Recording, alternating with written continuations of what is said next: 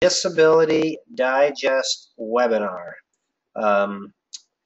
Today we're going to talk about what you can do to get your Social Security disability benefits and what you could do to maximize your benefits. I want to thank everybody in advance for sending in the piles of questions that you submitted today. So we're certainly going to take some time to address those, show you how to use your membership so that you can find everything that you need that will help you. And then I want to take time to answer individual questions today that you may have. We have a nice size group here today, but I'll take, I'm here for a while, so I want to get everybody's questions answered. So here's what we're going to do as we get started. I've got a few things that I'm going to cover.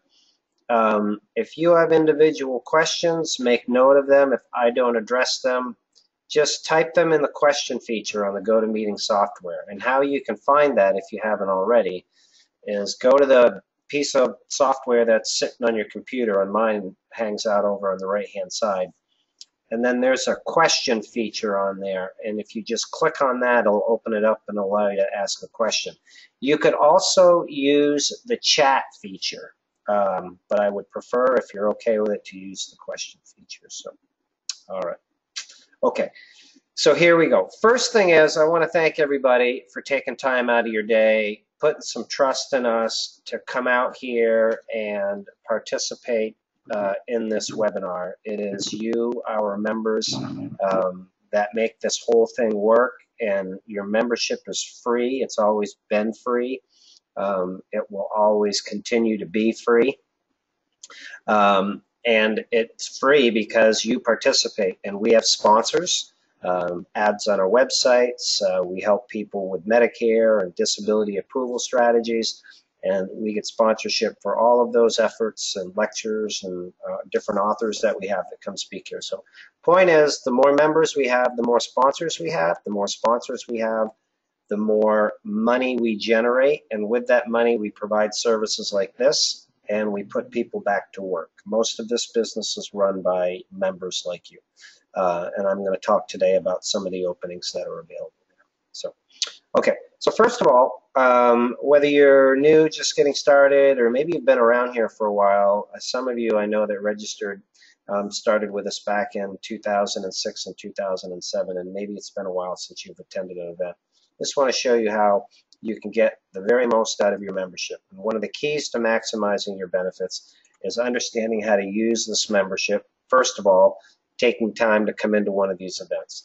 So when you look at a page that is up on the screen right here, you'll see on most of our websites in the top right-hand corner, there's this members area, and you're looking at the Disability Digest page. Some of you may be members of the Fibromyalgia and Disability Digest, and the strategy is the same. In the members area is where all of the key information that addresses the most commonly asked questions that we get. And it's broken down into sections.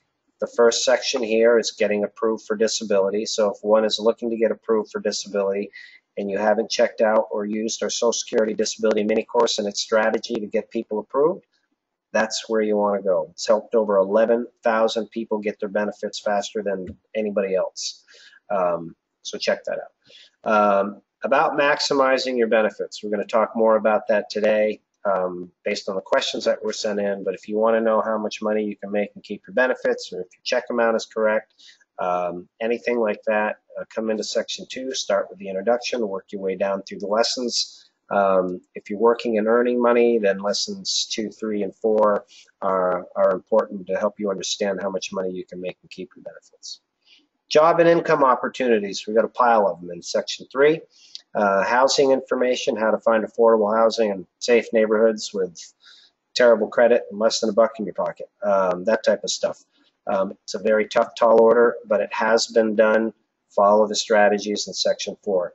Grants, especially 5A, is a very good resource. And then treatment options, reducing your prescription expenses, low cost, no cost coverage for getting your care if you're not on Medicare yet. These resources are all in section 6. And then there's our blog, which I encourage you to subscribe to our blog.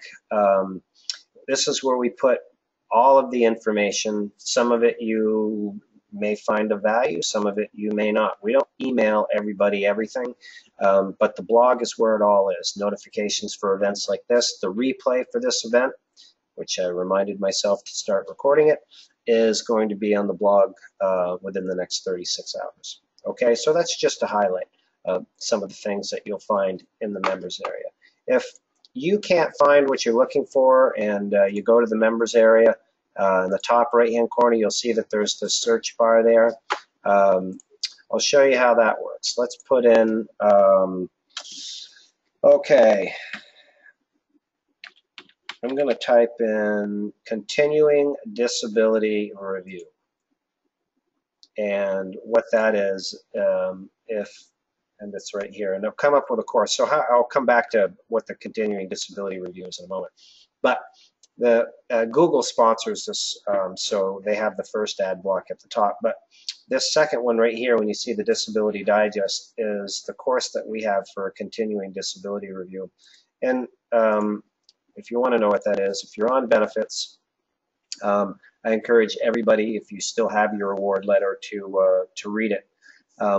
There's becoming a common trend out there where a disability cases or people that are on disability are getting reviewed.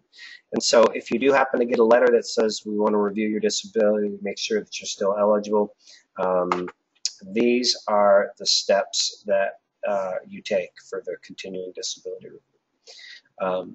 So that's really the tips. Whoops, I got lost here. Let me get back on track. That's the tips on how to use your membership. All right. So what I'm going to do now is I'm going to address some of the key questions. Just going to pause my screen for a minute so I make sure I find the right information. Okay, great. And we're back. So there was a lot of people that registered for this webinar and a lot of really good questions that were submitted. So I'm going to hit the highlights of some of the key question areas that were asked. And there were a lot of questions in and around, am I getting the right check amount? Can I work and supplement my income?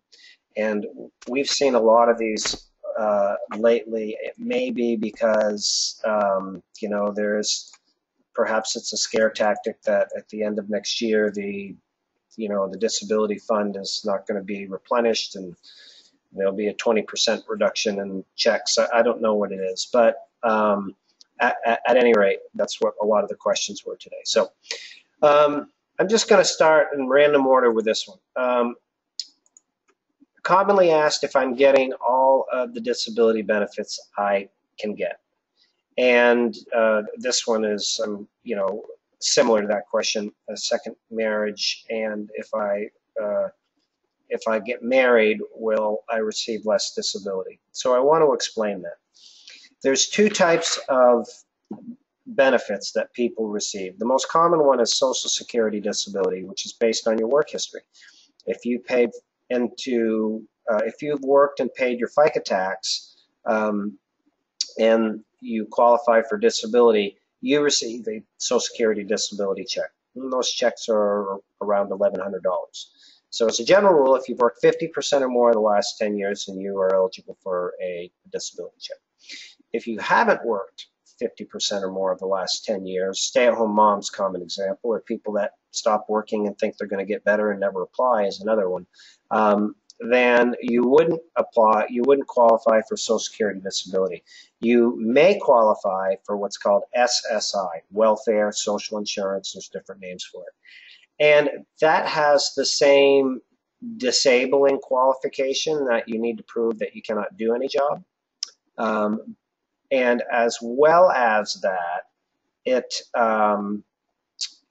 is based on your assets. So if you're a single individual, your assets would need to be less than $2,000, excluding a house and a car and a few other odds and ends.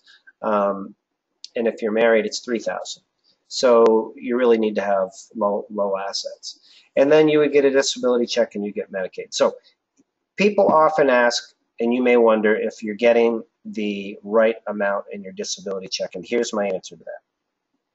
If you're on Social Security disability, the first one that I explained, you've worked 50% or more in the last 10 years and you're getting a disability check around $1,100 or higher, there's no movement in that check. It is what it is. If you get married, if you get divorced, if you get a dog, it doesn't change it.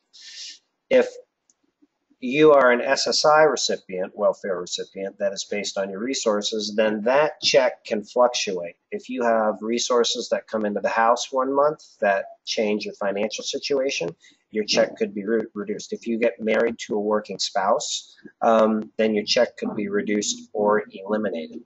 All right, so it's based on your assets. So the strategy of the SSI program is to keep people, out of harm's way. Just, it's to protect them from, from poverty, I guess, is really the best way to put it. Okay. So there's the answer to that one. Here's a question for applying for disability. If you're applying for disability, people often ask, do I need to have an attorney or to get my benefits? In general, I will say no.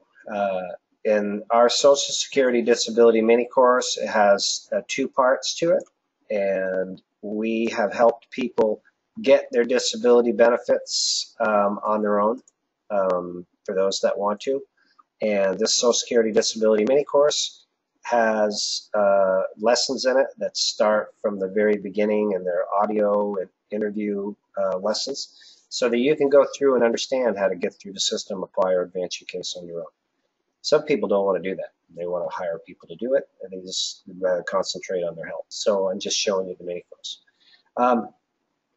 So do you need a lawyer? No, you don't need a lawyer. So what I do recommend is to follow our strategy is to go through and get approved, because then we can help you get approved whichever way you do it, whether you want to use a disability representative, which could be an attorney or non-attorney representative, or if you want to use or want to do it on your own. So the key to our strategy here is when people are going through the disability approval system, they have access to an advocate, which is somebody who works here at the Disability Digest. They're all except 10 out of 11 of them that work here are on disability. And so you can talk to them, and they'll walk you through all the key components of getting your benefits approved fast, which is answering your questions, helping you find the resources that you'll need to get approved, and learn the options that you have for applying or advancing your case. They'll help you kind of go through the pros and cons of doing it on your own, the money that you'll save, and using a representative. Most importantly, they'll help you get your story straight. Most cases get stuck because people just take a wild guess at applying, and they just write down their conditions on their application, which doesn't get you approved. So if you're going through and you're listening today or listening to the replay and you want to get your disability benefits approved, then come into the mini course, section 1 of the members area, and just come on down and speak with your advocate. If you don't have one, we'll assign one to you. Okay? So I'm going to go back to our questions here. So no, you don't need a lawyer. It's always but anyway, that's the key. Go through and contact them. Yeah. Okay. I answered this one, getting 747. Can I get any more? That's pretty much the same one. Here's one I want to address. This is probably the last one I think I have on applying for disability. A lot of people ask, can I get disability for certain conditions? And this one is fibromyalgia, which is a toughie. And the answer to that is maybe. And for getting approved for disability, here's the short story, the deal. If you're under 50, you need to prove that you can't do any job in the United States 5 days a week, 40 hours a week. That would be somebody that's in a movie theater taking tickets, somebody that is, sitting in a parking lot, taking cash. Just any sit-down job like that. Not necessarily what you're doing before. If you're over 50, it's more lenient. And so the point is, there's people that have fibromyalgia that are able to function. So it's the severity of the condition and the limitations that condition puts on your body that prevents you from being able to do any job or your prior work if you're over 50, and that you're being treated for it. You've got a clear diagnosis, you have a consistent treatment pattern. That's the general rule. So yeah, it's possible. We've helped lots of people with fibromyalgia get approved for disability. Okay, I want to move on. And at this point in time, folks, I want to address your individual questions. I want to make sure everybody has their questions answered and any feedback that you have. So if you've got some questions that's lurking that I haven't addressed, then type them on the question feature and the GoToMeeting software, or you can put them in the chat. And I see that there's questions starting to flow in already, so that's fantastic. I want to talk about supplementing your income, working part-time, how much money you can make, and keep your benefits. I'm going to spend a few minutes on this. I feel it's important. One of the key things that we do here is help people get back and doing some type of work. I feel that whether it's work for financial gain or whether it's something for a cause, that it is important for your well-being, for your mindset, that there is some type of contribution that you're able to provide so that you have some personal satisfaction, you know, some sense of belonging. It's just, you know, those that I've had the pleasure of working with here since 2007, you know, speaking for them and what it's been like to be able to, you know, to have that is I'm attempting to communicate to you what their experience has been. Okay, so that's my reason why, and you may already know this, so hopefully you do. But let's talk about really what the deal is and how much money you can make without, you know, having somebody rapping on your door and, you know, saying that you're going to have your benefits taken away. So I'm going to go back up here into our members area, and I'm going to go down here to section 2, which is maximizing your benefits, and I'm going to go into the introduction part. So you can come and read this or listen to the interview, but I'm just going to shake it all down to this little section right here. You can earn up to $780 a month in 2015 without having any impact on your benefits. So nothing would happen. It's all within the, you know, regulations, and this just leads to it right here, and is the Social Security gobbledygook that, you know, takes you hours to decipher, to, you know, break it down to what I told you. So here's what that $780 means. For the $780, that is your net after expenses. So two ways to look at this. If you're working a job and you're earning, you know, $780, then there's no deductions, there's no net. The only thing maybe, no, I don't even think there's that. If I'm going to just say no, I'm not a tax guy, but I'm going to say if your 780 is your 780.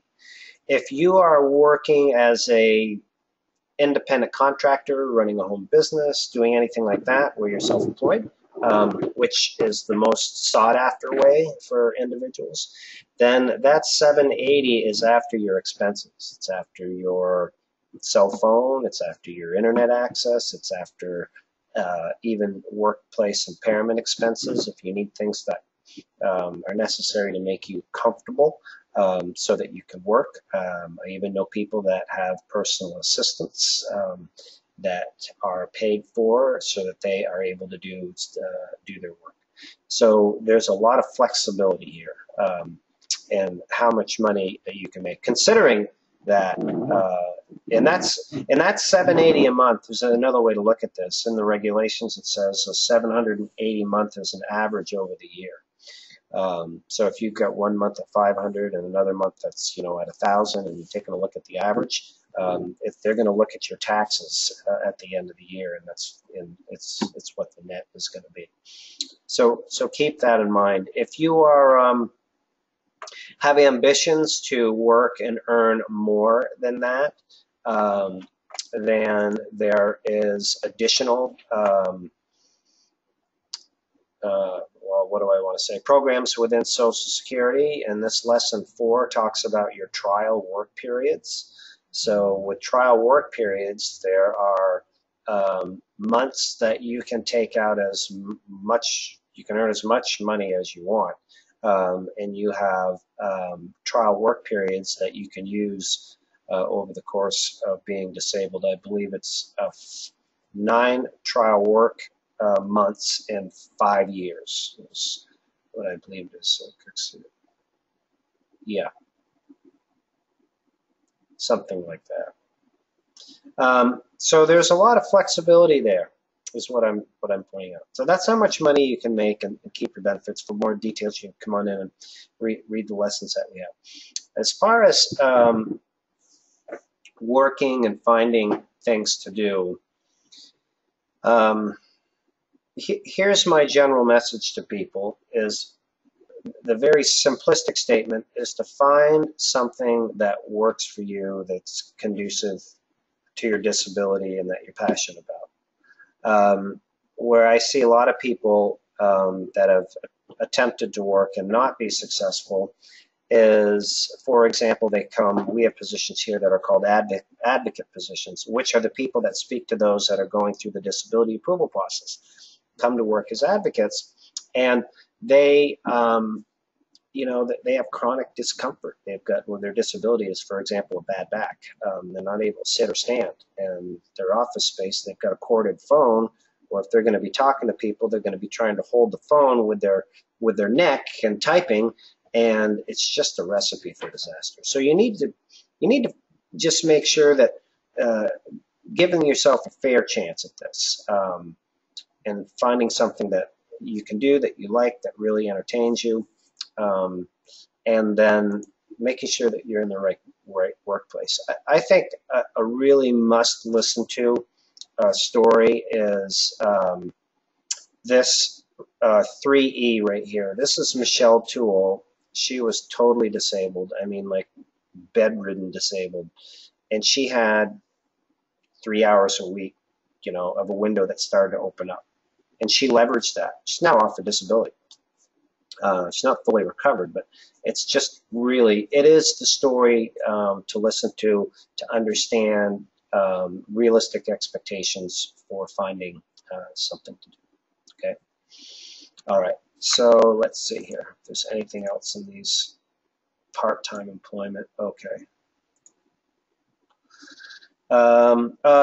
Okay, I just want to mention we do have positions available here at the Disability Digest, and I want to just touch on those, and they're in section 3 here. The top one is the one that we're the most excited about. It's a team that we have called a Referral Partner Team. If you come into, I'll just show you once again. I went through that quick. If you're in section 3 and then you click on 3A, you're going to come to a page and see this lady with the money. And the top one talks about our referral partner program.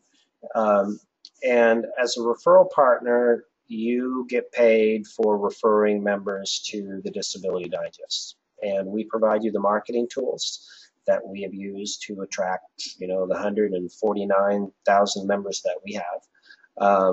And you get to use all of, all the tools that we have. We have a Better Business Bureau rating of A+. And there's a big market out there for people that are looking for what we have to offer. There's 9 million people that have some type of impairment in the U.S. and that are, well, actually, there's 9 million people that are on disability and 2.8 million that apply every year. There's another 54 million that have some type of an impairment. So you go through, and if you apply and get an account and become on the team, we teach you and work with you. We meet once a week how to go out and work online to attract members through different groups that you may already be a member of, like let's say you're a member of a support group for fibromyalgia or MS, or maybe a church group, And then there's Facebook, which is a wonderful way to help people understand what we do. Craigslist, and then there's doctor's offices and other companies that have people that can't go back to work that you can work with and attract members. So there's just a lot of different ways. So you earn money when people come in, they're assigned to you. You earn money when, you know, they go through and do things. It doesn't cost our members anything because their membership is free, but there's certain things that we have sponsorship for.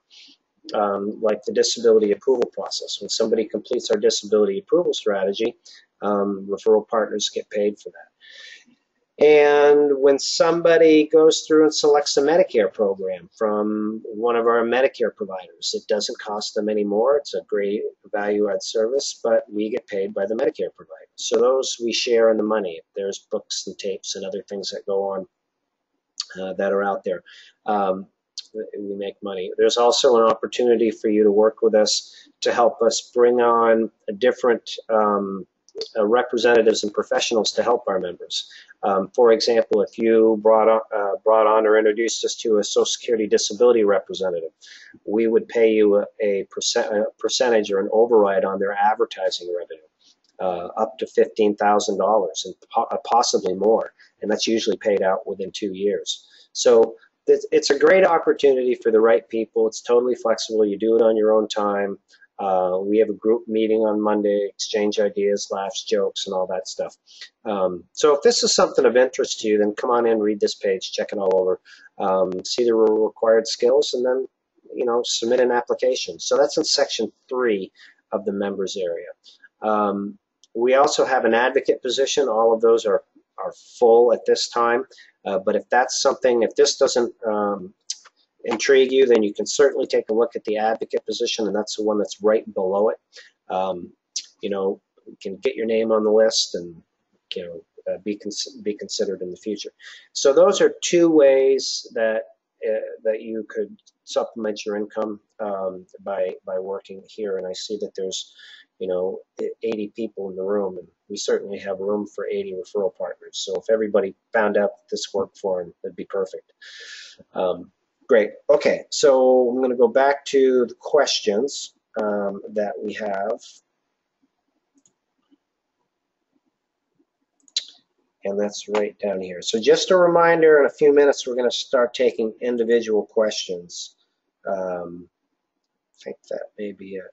Oh, one other comment about applying for disability. Here's one right here. This individual hasn't worked in 2 years. Will that be a problem applying for disability?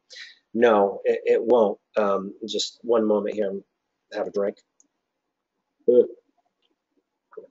But if you're out there and you're listening and you haven't worked in a few years, and you haven't applied for disability,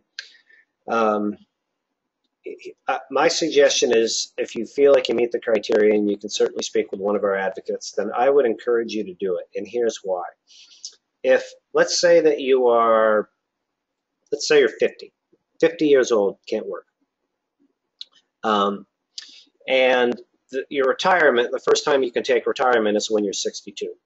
So if you waited until you're 62 and you took your retirement, then you would get your early retirement, which is not the best time to take it. You usually want to wait. But your earnings would be based on your entire work history, but there wouldn't have been any work history over the last 12 years, so that would drag down your average, okay? So at 62, your check is going to be less than it would if you'd work, you know, the full time. It's pretty, you know,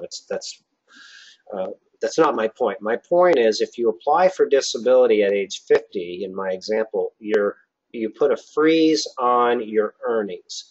Those last 12 years are not factored in when you take your early retirement, so your check would be more because they average it over your earnings years. So if you're sitting around and you haven't applied, just please make note of that. You can talk to your advocate about it, but it's likely costing you a bunch of money every day you sit around and don't apply, okay? So that's one key thing. All right, good stuff. Anything else for each? Oh. going to move on and address some individual questions. Oh, I see there's a lot of them. Okay. Now, also, another option I forgot to offer, but I will, is if you would like to just ask me your question, there is a feature on the GoToMeeting software where you can raise your hand. I would be glad to just unmute you. I'd rather talk to you, actually, anyway. And then I can answer your question that way. But in the meantime, until I see some hands up, I'm going to start addressing the questions that are here. So hang on. Okay, and let's see. This is from Charles. Charles, how you doing today? I did get. All right. Okay, Charles, you can address that question with me on Monday. You'll get paid for it. There's a misunderstanding there, and I'll certainly clarify it for you.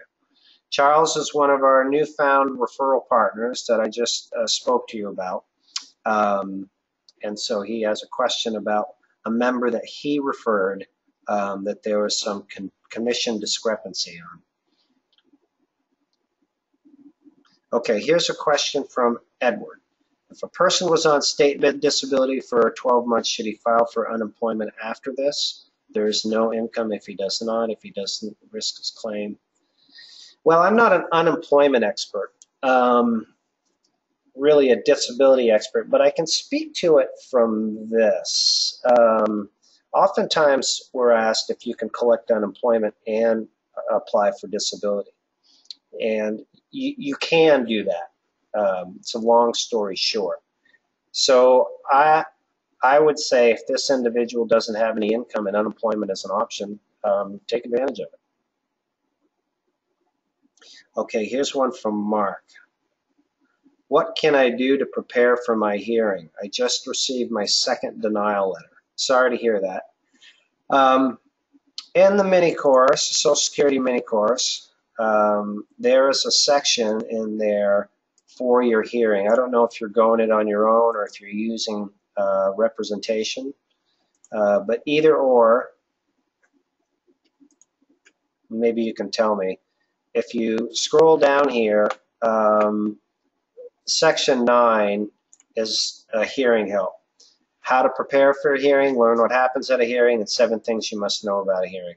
Even if you have a Social Security disability representative, attorney or non-attorney, man, I'm telling you, it is so important to go through this course so that you can make sure that your disability representative is doing their job.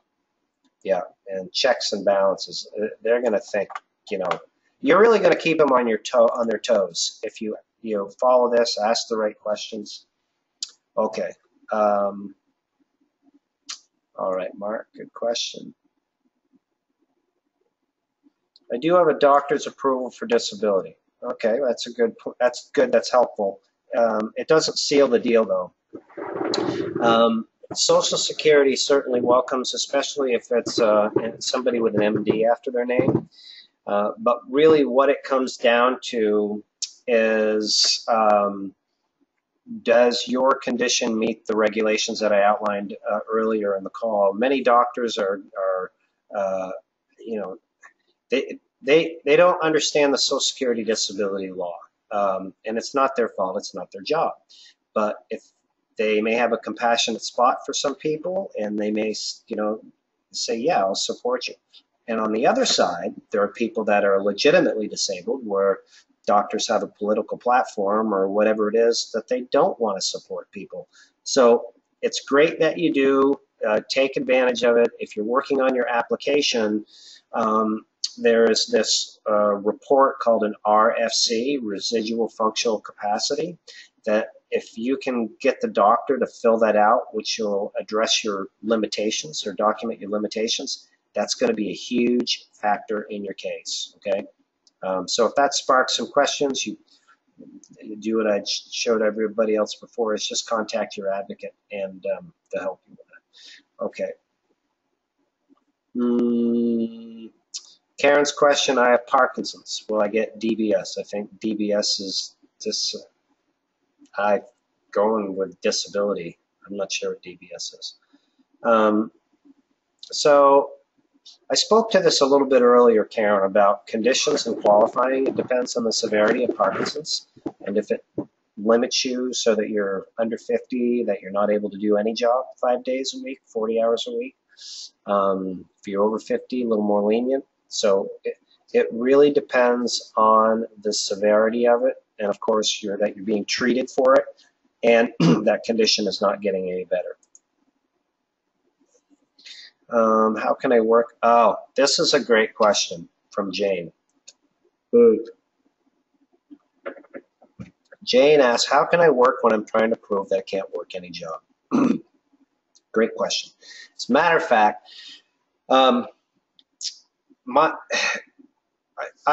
we work with a lot of Social Security disability representatives and other advocates throughout the United States, and helping our members get approved and giving them advice and putting together the mini course. And the general consensus is that if you're working at a job, like trying to go through the disability approval process, it doesn't strengthen your case, because it just creates an argument where Social Security would say, well, listen, I understand that you're working 20 hours a week, and yeah, you're making less than, the $1,080 that's allowed, but if you had some reasonable accommodations or maybe another job, we bet you could work more.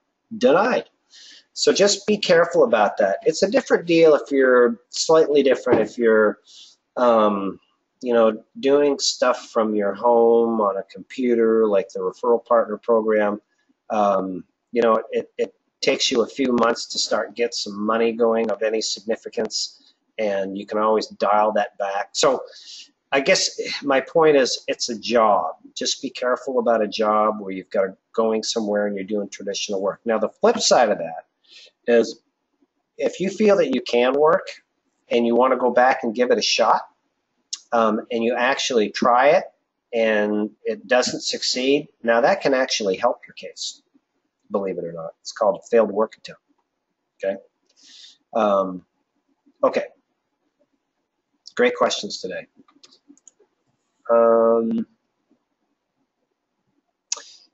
Okay, here's one from Anne. The estimate before I went on disability was $1,700 at retirement age. I'm now 54, after becoming disabled, receiving $2,300 a month. What happens when I turn retirement age? You know what? I can never remember the answer to this question. If you email our support desk, Ann, they will tell you. Hang on. Does anybody else know the answer to this? I don't want to guess at it, and I don't know everything.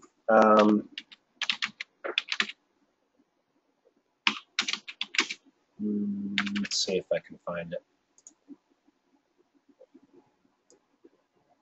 Okay, here it is. I used the search feature. Fantastic.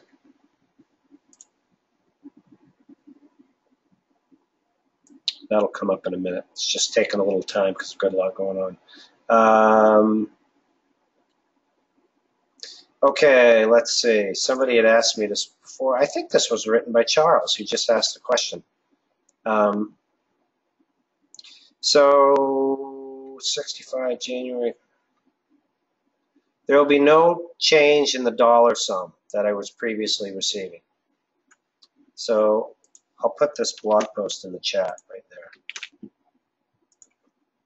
So you would still be collecting the same amount, the $2,300, which is another reason why people should, if they're not able to work, consider applying for disability. All right. Okay, here's a question from Jane. Does my husband, how did my husband make go against what I get? I did address that earlier. If it's for Social Security disability that you're applying for, no. If you're not insured for Social Security disability, yes. All right, Mark. Mark would like to know more about becoming an advocate. Yep, go right into Section 3A. What is considered severe in terms of disability? Oh, that's a good question. So the technical term I don't exactly recall, but something that prevents you from being able to do your daily living activities and work. So if you have a bad back and you've got discomfort in it, but you can still sit, and you can still sit for 6 to 8 hours, for example, and do your work, then that would not be severe. Severe would be that you can only sit for 20 minutes and then you've got to get up and walk around for a half hour, and then you come back and sit for another 19 minutes, then you get up and walk around. So it's the severity of it is in line with what the Social Security regulations are. Okay, that's great questions. And I just want to see if anybody has raised their hand. Okay, I'm going to just mix it up a little bit, and I'm going to take some live questions. And Albert, I just unmuted you. You're on, my friend. What's your question? Albert, you need to unmute your mic. I see there's a little line across there. Well, there's some others here. Okay, is that better? Loud and clear, my friend. Can you hear me? I can hear you. Welcome. Okay, great. Thank you. My question is, I've applied. I originally applied back in 2012. I've been denied. Had an appeal hearing. Was denied again. I'm here in Alabama, and I have an advocate working with me that's up in Connecticut. Mm-hmm.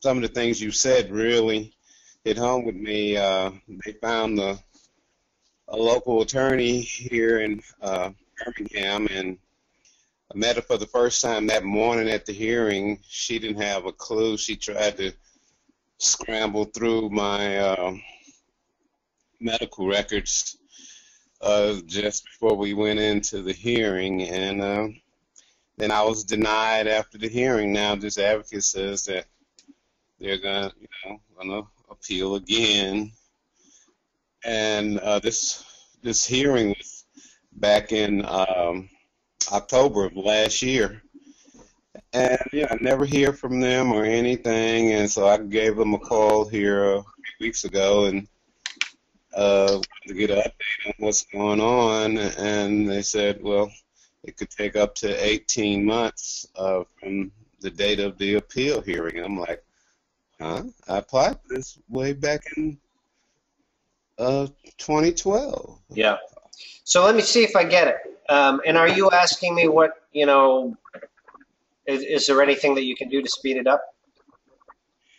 Well, yeah, just what your opinion is on this, on my situation. Well, okay. So I just want to make sure I get it. The first, you were denied, you went in front of the judge and you were denied, and so then they submitted an appeal for that decision. Is that right? No, I actually just applied, by the mail through this advocate. No, I want to back up. I want you to concentrate on the hearing. At the hearing, you were denied, correct? That's correct. Okay. And did the advocate in Connecticut file an appeal on that decision? That's what they tell me, that okay. They're still, the term they use, they're still working on it, and okay. It could be another 18 months. Yeah. So that's called the Appeals Council. So basically what they are doing is they are asking Social Security to review the judge's decision. And there's like a 20% chance that those cases get approved. And the reason for that is that, from what I've learned, is that you're asking a Social Security judge to review another judge's work, and they don't like to tick each other off. I mean, that's really what it is. So what do? You can wait 18 months and see what happens, or if the information that was in the hearing, in the case that was there, you can take a look at your situation and say, has my situation gotten any worse? Or perhaps when I first started applying in 2012, I was under 50 and now I'm over 50. And then where I'm going with this, Albert, is you could just bail on that current case and file a brand new one if you're insured. Do it correctly from the very beginning, get all the, just do everything right. And because if you look at it, you've got a 20% chance and you're waiting 18 months. After that, you've got another opportunity to appeal at the federal appeals level, but that could take you another 2 years. So it's a tough decision. You can't ride two cases. You have to make a decision as to whether you would be better off starting over again and filing a new application. Other than that, I think everybody here should, give a shout out and a prayer for Albert that you get through this thing, because you've been at it for a long time, my friend. Okay? Oh, yeah. And just to let you know, I'm 59 going on 60. Lord willing, I'll be 60 in September. I was diagnosed with type 2 diabetes way back in 1996. Yeah. Some days, I just have absolutely no energy. Got the neuropathy in my feet and all that kind. And I'm like, It's tough. That's tough. Yeah. So you think just drop this case and start fresh? Well, I'm just saying that's an option. I don't know enough about it to do that. But, if you were in Vegas putting money down on the table, you get 20% odds. If you do an initial application, even if you do it on your own, you probably have a 35% chance of getting approved. Have you spoke to one of our advocates? No, I haven't. I do that. I do it right away. Yeah. Okay. Thank you very much. Okay. All right. So let's see. I'm going to go back over and take one that's over here, and then I'll jump back and forth here. Let me just see.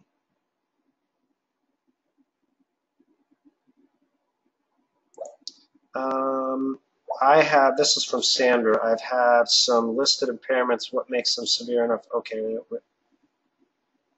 Okay, we addressed the severity one. I just want to make sure I'm getting them all here. Oh, okay. Here's a good one from Cassie.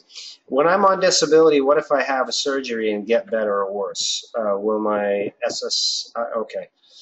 So if you're in your award letter, when you get approved, there is a stipulation that says if you get better and feel you can go back to work, you should notify Social Security. Do people do that? I don't know. I don't think so.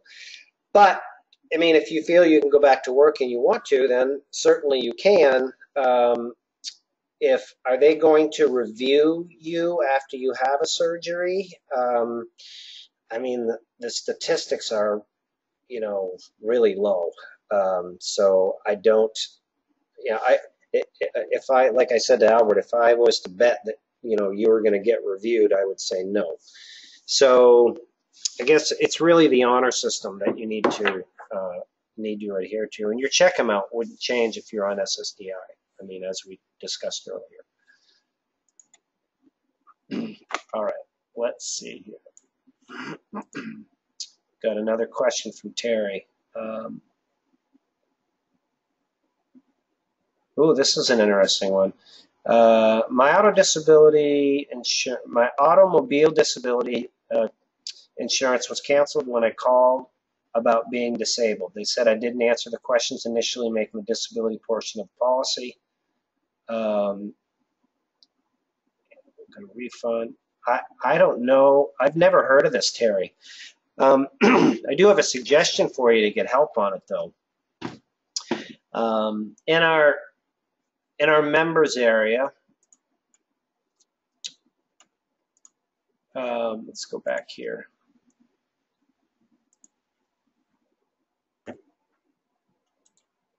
In our members area, if you go down to section 8, there's a resource called Centers for Independent Living. I'm pulling it up on my screen here. Whoops.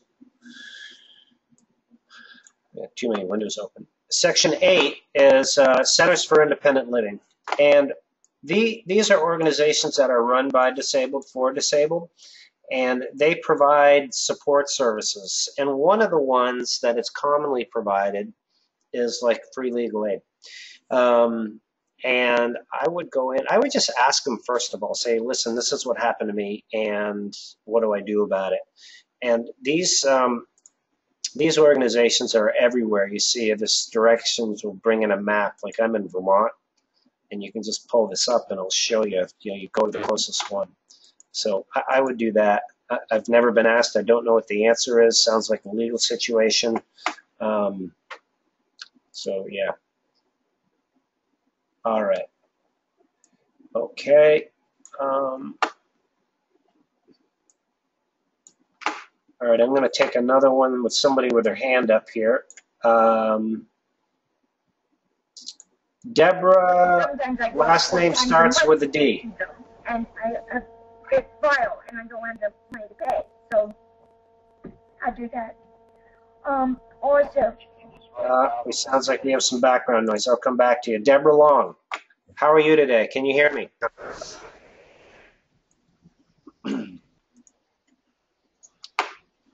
Deborah Long, you had your hand raised. Do you have a question?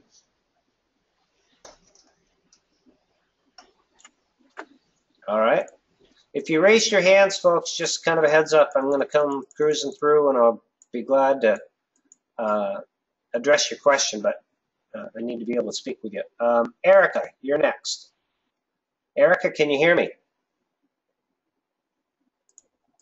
Hello. Oh, hi, Erica. Great. Hi, how are you? I'm so glad that you answered my question. You're choosing me so I could ask you a question. Yeah, fantastic. Oh my God. So I joined you guys years and years and years ago, but this is my first webinar. I just have, okay, baby, I just have a quick question. Sure. I've been on permanent disability mainly for fibromyalgia and chronic fatigue, and also multiple chemical syndrome since June 2010. Later in 2010, I met the dad of my children, and we had a baby boy. Congratulations. Now, thank you. He's 3. He's beautiful. However, the dad was violent and abusive towards both of us, and I wound up having another child with him, and I was just awarded a final restraining order, and I have full custody of my children. So I was told I could get an auxiliary benefit for my children since I'm on permanent disability, not getting any child support from him. So I was getting $444, I believe it was, around for little Steven, who's 3, a month. So when during the trial to get my final restraining order, my lawyer had said, I had told my lawyer just to sweeten the pot for him to sign the deal where he would sign or enter into the final restraint. I mean, I had evidence against him. I had recorded him being abusive, so it wasn't hard for me to win. But he entered into the final restraining order. Once that happens, the trial's over. We either come into agreement or the judge hands down her ruling. He wound up signing an agreement my lawyer put together where I wouldn't go after any child support at this time, but it's not illegal for me to go after child support. But I'm not going to because I know it'll keep him away. So anyway, my lawyer said to go and get the other auxiliary benefit for my second son. And when I called Social Security, they said I would probably get the same amount that I get for my first son because they both have the same dad. They said if it was from different dads, it would be different. So I spoke to 2 reps, and they said the same thing. But when I went to go apply for the auxiliary benefit, the guy said that that my first son's benefit would be cut in half. Steven, I'm on the phone, baby. Would be cut in half, and instead of getting $400, I would be getting half that, and I would only be getting half for each child. So that's what I'm usually familiar with when it is the 400, and then the second child is half of the first child, and that equation continues. Because what they wound up doing was, Stephen, say please. What they wound up doing was, instead of, the 2 reps had told me I would get another 400 or a little bit less than for the second child. But what they did was they cut Stephen's in half, so I'm only getting 2 something for Stephen and 2 something for Eric. Oh, I see. Yeah, and it's really hard for me because I only get like little less than $1,000 a month. Mm-hmm. And even if I was living in Section 8, I wouldn't be able to afford Right. my phone bill or medicine or my car insurance or anything. Thankfully, I'm living with my parents just to help out my grandparents as long as I need to. But it's hard, and I don't know. They said I could get a lawyer and appeal within 60 days. So now I have 58 days to appeal. Okay. And Well, you know, I'm wondering, have you tried the solution for free legal aid that I just reviewed, no, Erica? but It sounds to I me will, like though. this is a legal issue. I'm not, and I'm sorry I don't have the answer for it, but it's the auxiliary benefit that you're explaining is not something that I have heard of before being distributed like that. So where do you live? I live in Clark, New Jersey. Clark, New Jersey. Yeah. Right. Yeah, I would use the Centers for Independent Living. And you know, you can see it up on the screen now in New Jersey. I got to make sure I get my mouse on there. And get in touch with your local one. And do you have this in writing, like the situation is in a kind of a summary format? Yeah, I just received a letter from them, 2 days ago, saying why they determined, and since, and really what my lawyer had explained, well, the lawyer I used to get for the final restraining order, going through all that, she said that I would probably get back pay, which I didn't. They're saying I owe them back pay because I didn't apply for my auxiliary benefit when Eric was just born because I didn't know if they were going to contact their dad, and I just didn't want him to come near them. So I just, let the sleeping bear sleep. So, and he was horrible to my son. So I don't want to go after him for any child support. He used to threaten me, saying that the only way he'd want to see them is if he was forced to pay for them. So I just don't even want to start that. So if I could do it on my own, I would love to I want him to get well, their dad. But with him still denying things that I have proof of, I just know he's not in the mental place to do that right now. Yeah. And it's just, I need to do it on my own, but I don't want my kids to lack anything, and living off of what I'm getting, it's really hard. Yeah. If anybody in the audience out there has any other suggestions, if you would like to put those in the chat box, that would be good, and then I'll monitor it here for a few minutes, Erica. Okay, thank you. Well, hey, listen, congratulations for moving forward and getting out of that environment. And it was hard and heartbreaking. I still cry every day. I have no hate for him. I just know he's not well. And alcohol and drugs, I hate them, but it's tough. Really hard. You tough. All right. Well, you tell Stephen we all said hi, and thanks for joining today, Erica. Thank you very much. Have a blessed day. Be well. Okay. Let's see here. Got a few more questions. Okay, from Janet. Tried to apply 4 years ago, got denied. Work in retail. They said because of my education, I should be able to get a desk job. I'm wondering if that's what they said in your initial decision. And I want to speak to everybody that's out there. If you apply and you get denied at the initial decision, don't give up, man, because it's difficult to prove that you're disabled at the initial decision because it's a paperwork process. And Social Security requests of medical records, how well they're reviewed, we really don't know. So nationally, it is what it is, like the 35% chance if you use a representative, it might be jumped up to, 45. But it's just the high probability that the first time around, based on statistics, that you're going to get denied. So Jane, if that was you and your comment is referencing the initial decision that you received on your initial application, then I would pursue it again if you haven't. If it's in front of an attorney or in front of a judge, then that's a different deal. Is there help filling out the forms? My brain fog. Yes, there is. So if you want to do the process yourself, there is no service that I know of that will actually fill the forms out for you. Our mini course is the only thing that I know that's out there that is as close to it gets, with a video that actually, shows you what to do. If you want to use a representative, a Social Security representative, I would encourage you to speak to one of our advocates to find one that matches up for you, that will do all of the forms for you and take the monkey off your back. Okay? So yes, and there's a lot. I can go on and dig into this deeper. One of the challenges that people comment back is they choose a representative that's local rather than one that's good. And local representatives, the smaller ones, well-intended, good, hardworking people, but they commonly don't provide a full-service help for people that really need the forms filled out. And they just ask you to go file on your own online. And that's exactly what you don't want to do, is make an uneducated guess. So just beware of that.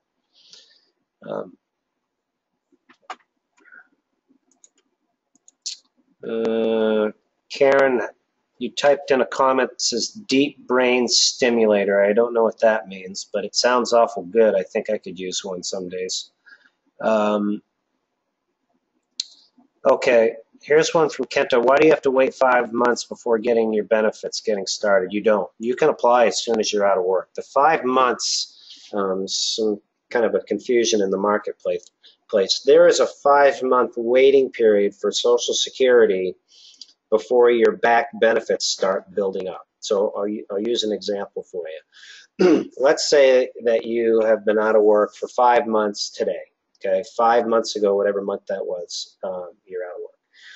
So next month, which would be May, your back benefits would start building up. So if your check was $1,000 a month, what your disability check would be, then May would be your first back benefit check, and then so on and so forth until you get approved.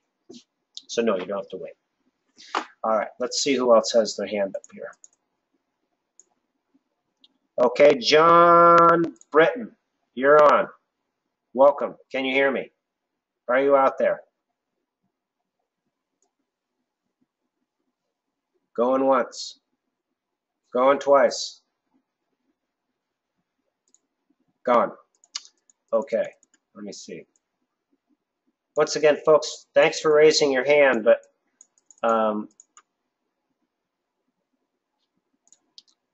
Mark, you had your hand raised? Can you hear me?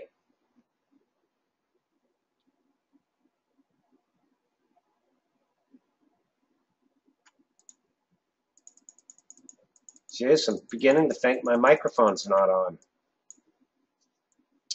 Okay. Robin Ayers, be glad to answer your question. Your microphone's muted. Sandra Stanley, Brian Terrian here. Thanks for joining. Hi, can you hear me? I can hear you. How are you? I think I'm doing good. Thanks. Okay. I just got an unfavorable letter just yesterday. I had an adjudication hearing on last month, and I'm a bit confused about, the whole disability process, because I applied last year for disability, and I was denied the first time, and then I was denied the second time, and the review was denied, and I just had the adjudication and it was denied again. I've been diagnosed with several health conditions, and several of them are life-threatening. And I don't understand what they mean by severity. What do they mean by severe? Does that mean that you're not capable of walking, talking, standing, breathing? I mean, what is severity? I mean, yeah. The diagnosis clearly states that it's severe enough to be listed as an impairment. So I'm confused. Mm-hmm. Mm-hmm. Yeah, and my explanation earlier, let me go through it again. Severe for Social Security means that you have an impairment that is severe enough to limit a daily activity, limit something that you do. The example that I used before is if you have like severe chronic back pain, that would, limit you from being able to sit or do a sit-down job for 6 hours a day, then it would be considered severe. If you had, a back issue that was not severe, that would mean that you could do that work. So in your situation, I think what you're asking is, why aren't my conditions considered severe enough to get my case approved? Right. Yeah, yeah.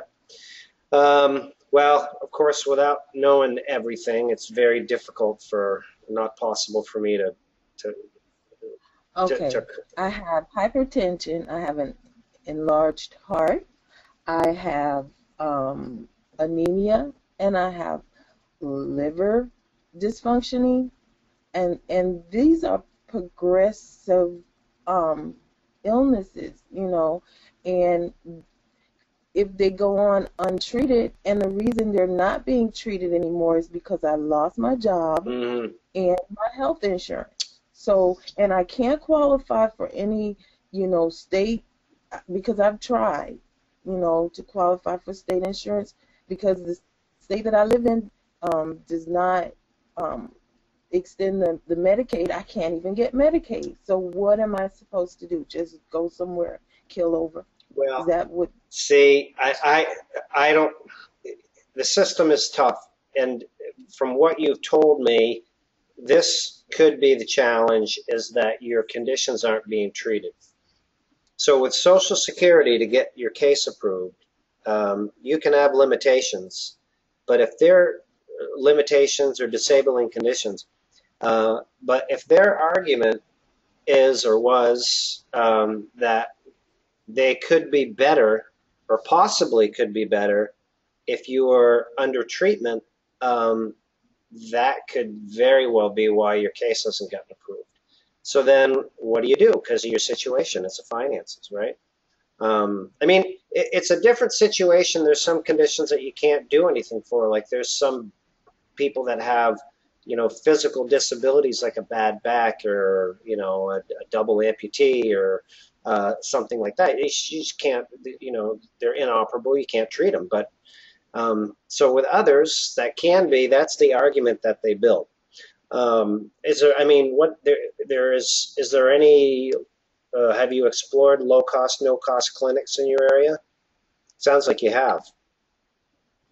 I have, and I'm in the process of trying again, to get some treatment. But my primary care physician, who had been seeing me while I was working for many years, I don't live in that same area, so she's not even in my district anymore. Mm-hmm. And without health insurance, I can't even go back to her, to do any type of follow-up treatment or anything. Mm-hmm. So it's like I'm a closed book, in terms of treatment with her, because I don't have health insurance. And all the while I was seeing her, I had health insurance. When did you stop seeing her? In 2012. Yeah, it's 15 now. Yeah. Yeah, that's your number one priority. It is. And like in our members area, there's different solutions for uninsured, low cost, no cost treatment options. I'd certainly encourage you to pursue those. And also contact your local center for independent living. I don't want to sound like a broken record here, but these organizations do great things. And there may be some resource that you don't know of that they do know of, that could help you out. Mm-hmm. All right. If you get stuck finding any of these, just, you can contact our support desk, support@thedisabilitydigest.com. But they're in the members area. Yeah. But I originally came through you guys, and I was referred to an advocate. Mm-hmm. I, have to call and call and call, they never call me. Who is it? Who is it that had your case? Her name was Rosalind. What? Well, when I originally spoke with you guys, I spoke with a young lady by the name of what was her name? Yeah, I would also encourage you to complete the form to speak to one of our advocates again, because another option for you is, once you solidify treatment, is to just start a new application, just like Albert that we talked to, because you're at the appeals council level. Right. Low odds. Sounds like your condition has gotten worse. Yeah. If you can get into some treatment within the next, 30 days or so, that would really be fantastic. Yeah. Okay, so if I get into some treatment, and what is the next step from there? I mean, I would have to do the application over again and start the whole process over again and wait another year? Well, so when did you just get your denial right now at the ALJ level, right? So Right. your situation is very much like Albert's. So if you file an appeal for that, it'll take about 18 months to get a decision. You've got a 20% chance of winning. Or if your condition has got, and you're basing that decision on, they're looking at evidence and you haven't been treated in that scenario. And if that's the case, they're going to look at it, and it's going to be difficult for them to overturn that because there's no treatment in there. So you have to weigh it out and say, okay, if I start again and I'm going to be getting treatment, and listen, even if you don't like the treatment, you have to take a look at what's at stake here. But getting treatment is doing the best you can do to, make your condition better. So in that instance, in putting a new application in the system, it's just more in line with the regulations of getting approved. That's the decision that you need to make. Okay. So how we can help you, I'd definitely follow the same directions I did for Albert. Is I'd contact an advocate. I would contact your Centers for Independent Living, the local one, and start working on the treatment component, and then really, making up your mind what you're going to do. Because you're going to have to wait for 18 months if you were to just stay the course right now. Yeah. Another 18 months. Yeah, for an appeals council decision, usually. Okay, and in the meantime, if my conditions become progressively worse, then what? Well, see, that's the advantage of a new application, because if you're getting treated and your conditions are worse, you're going to have a better chance of getting approved. So if your condition gets worse, it's not going to have any impact on the decision in this case because there's no evidence in there to support it. There's no evidence to support my case? No. When I have diagnosis, I mean... But they weren't being treated. So that's the argument. I'm not saying it's right or wrong, and I'm not Social Security, but I'm just giving you my opinion that you've been through... When you say they weren't being treated, or they're now no longer being treated? They were being treated. But they look at the last 12 months of treatment. But how can you get treatment if you don't have health insurance? I understand.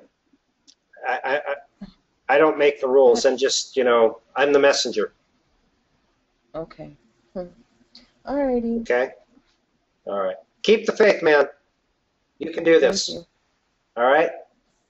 Okay. Okay.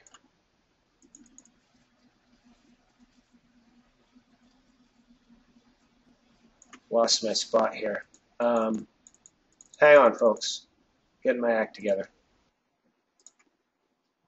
Sheila, I just unmuted you, but you're muted on your end. I'd be glad to address your question. I'll give you a moment to unmute yourself. Let's see. So Charles Hunt, yes, you can work part-time and keep your benefits up to $780 a month. That's what that's what Social Security regulations are. All right, I'm going to take a few more questions here, and then we're going to wrap up today. I have a sit-down job 24/7. Yes, Sheila, how are you? I think. Hi. And am I reading your question? Is it the same question that you're going to ask me, or why don't you ask it to me? Be easier than me reading it. Okay. I work as a security officer, and I have a sit-down job already, and it's very, very, very painful. 24/7, whether I'm walking, laying down, or sitting down, I'm in pain.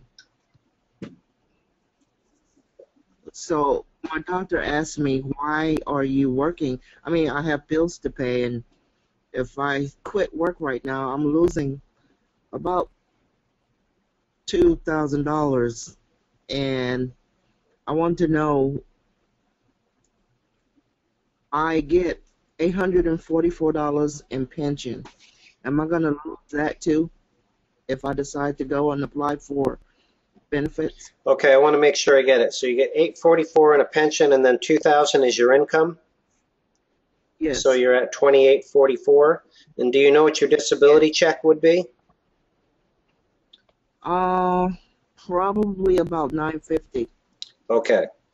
So you would be able to get the $950 and the $844. So you would be short like $1,100 or $1,050. Is that right? Yeah. Yeah. But you can work part-time and earn up to $780 to close that gap. No. $780 a month. $780 a month. Yeah. Yep. Huh. Mhm. Okay. So the other thing too is, I don't know how you're paying for your insurance, but you would have Medicare. After 24 months after you could prove that you're disabled, you're eligible for Medicare. So that might, if you're paying for any type of insurance, that could make a difference. It's employer sponsored right now. Okay. Yeah. Yeah. So before I apply for disability, should I apply for some type of other insurance so I can keep being treated? Yeah, just like the conversation we just had, treatment is key. Again, you need to have the conditions. They need to be being treated and not getting any better and preventing you from working. It's like well, my doctor has put it all in my medical records. Everything I have is chronic, and it's not going to get better. It's going to get worse before it gets better. Yeah, and it sounds like you have a doctor that is supportive. That helps. Yes, I do. That helps. Okay. Yeah. Great. I appreciate it. I might be looking y'all up in order to make that 780. All right. We're here. We'd love to do it with you. All right. Thank you. Okay. Thank you. Bye. All right.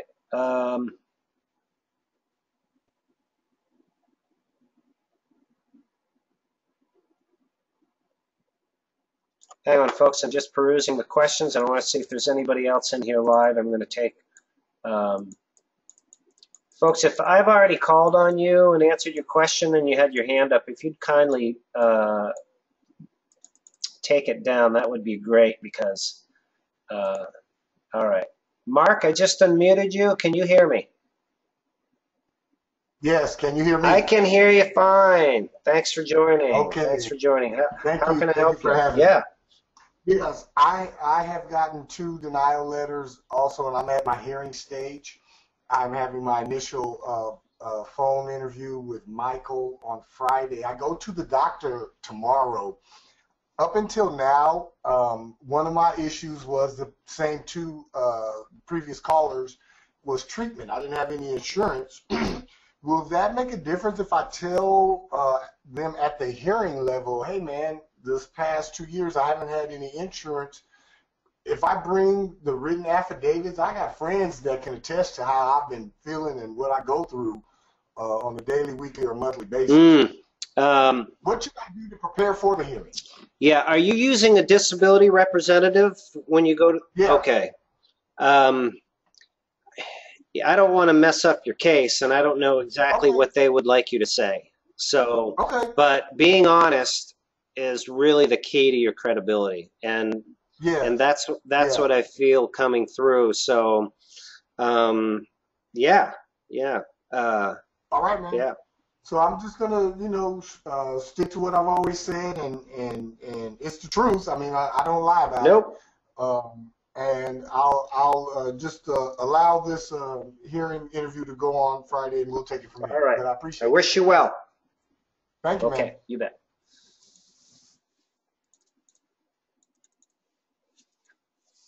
Well, we've had some great questions today, folks.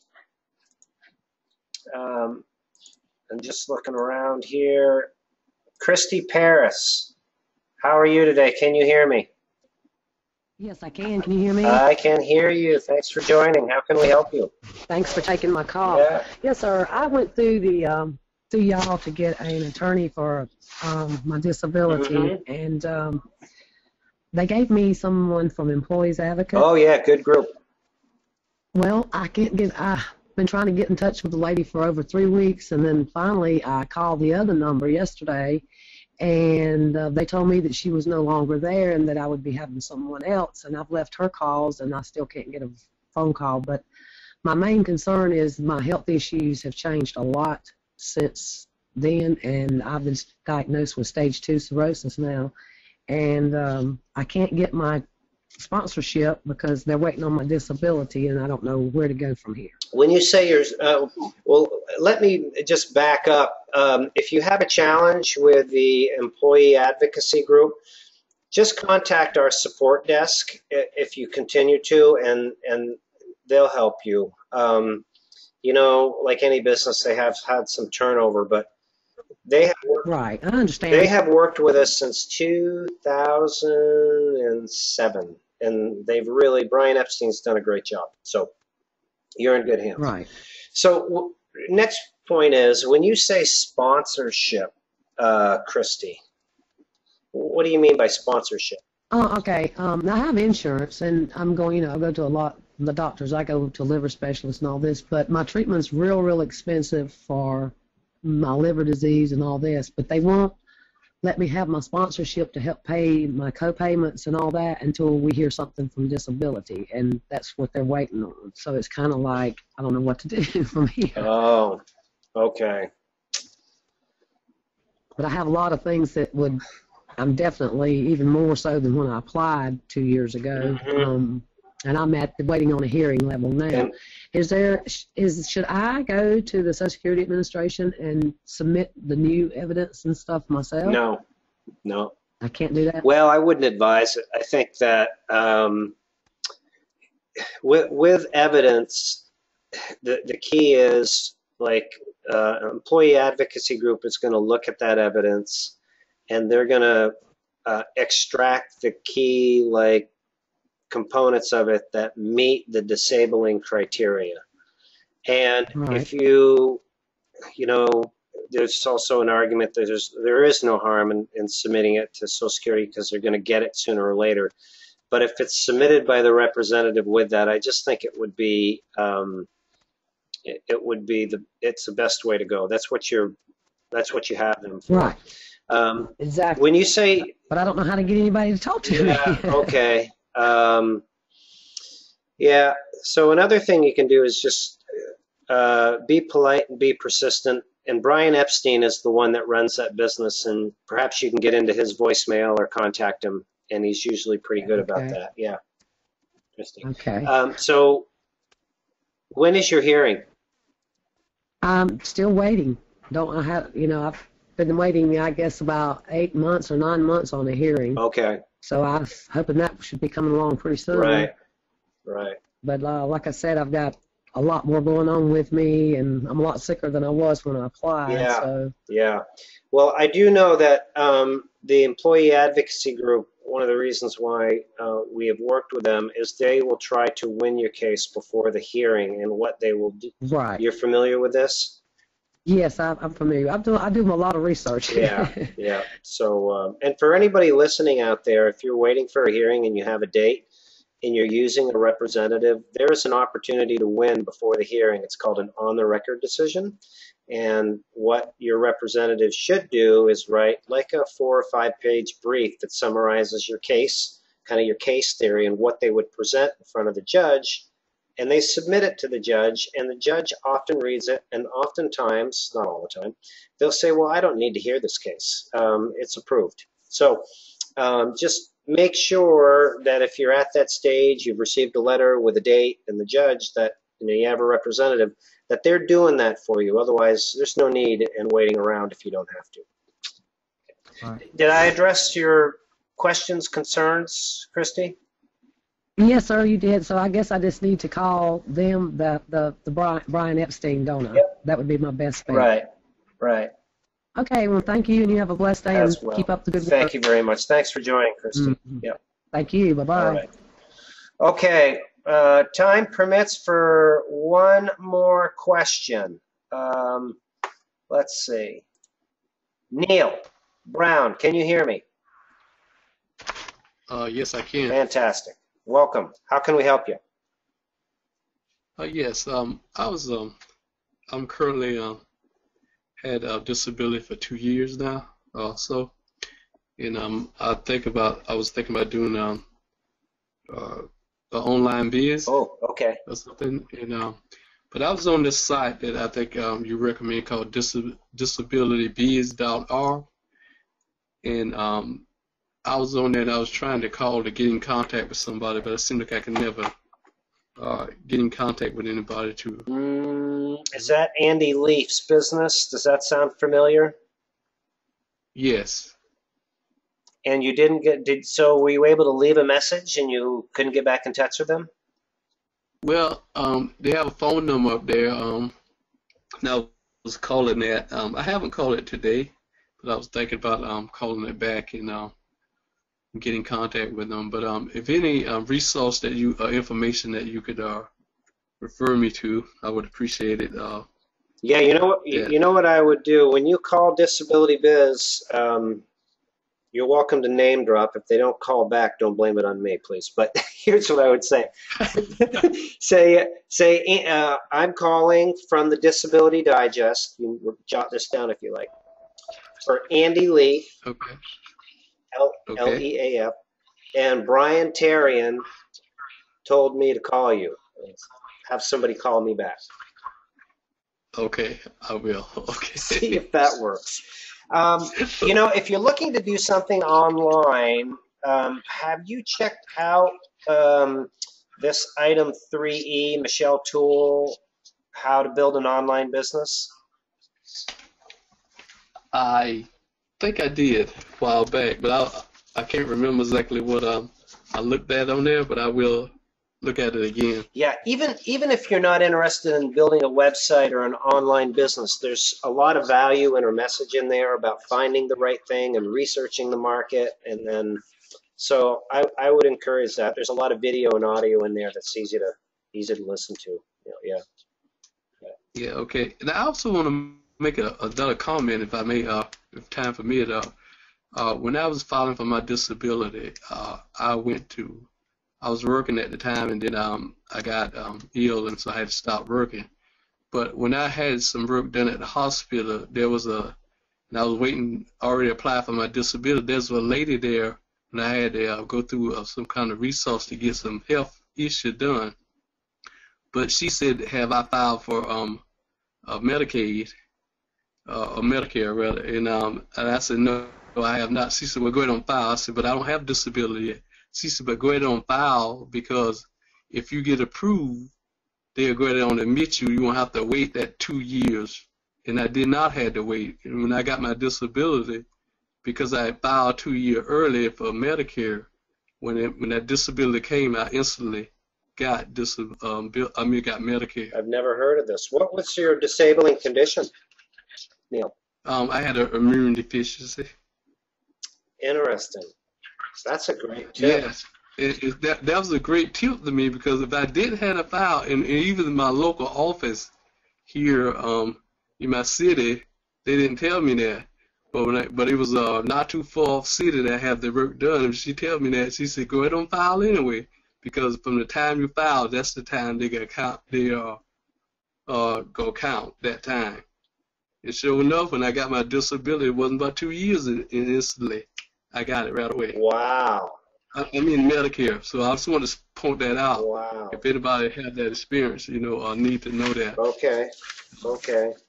Yeah, and where was it that you got approved? What city, state? I'm in South Carolina. It's Bishopville. Okay. Nice.